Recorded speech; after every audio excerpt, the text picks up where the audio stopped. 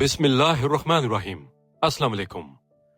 Breaking news ہے آپ کے لیے، کیونکہ دبئی ایئر شو وہاں پر کیا ہوا ہے، وہاں پر بھارتی تیجاز طیارہ گر کر تباہ ہو گیا ہے، اور یہ بہت ہی افسوسناک خبر ہے، اور اس کے نتیجے میں ان کا پائلٹ بھی جو ہے وہ ہلاک ہو گیا ہے۔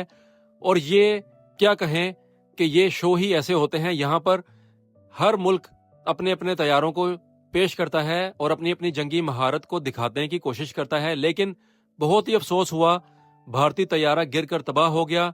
یہ تیجاز فائٹر جیٹ تھا بھارت کا، اور اس کے نتیجے میں ان کا پائلٹ بھی ہلاک ہو گیا۔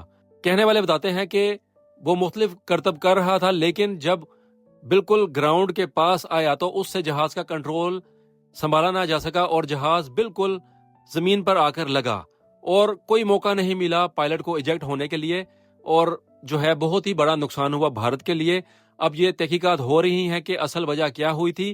حالانکہ سب کو پتا ہے کہ اس شو کے دوران جب بھارتی طیارہ کھڑا ہوا تھا دنیا کی توجہ کے لیے، تو وہاں پر ان کے جہاز کا انجن آئل بھی لیک کر گیا تھا۔ یہ بھی خبریں شامل ہوئی ہیں، اور بھارت نے جو ہے اس چیز کو چھپانے کے لیے بڑی کوشش کی، لیکن نہیں اس کو چھپا سکے، اور دنیا کو معلوم ہو گیا کہ ان کے مقامی طور پر جو تیار کردہ جہاز ہیں ان کی کارکردگی کیا ہے۔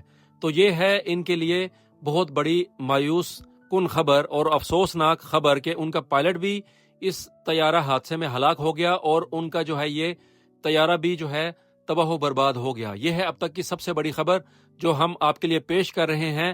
نہایت ہی دکھ اور افسوس ہوا ہے کہ یہ ان کا اتنا بڑا نقصان ہو گیا ہے۔ اب آنے والا وقت بتائے گا کہ کیا ان کے جو تیجاز طیارے ہیں وہ کارکردگی میں پائیدار ہوں گے، یا ان کا بھی جو ہے ایسا ہی سلسلہ رہے گا، کیونکہ دنیا کو معلوم ہو چکا ہے کہ یہ ہے ان کے طیاروں کی کارکردگی۔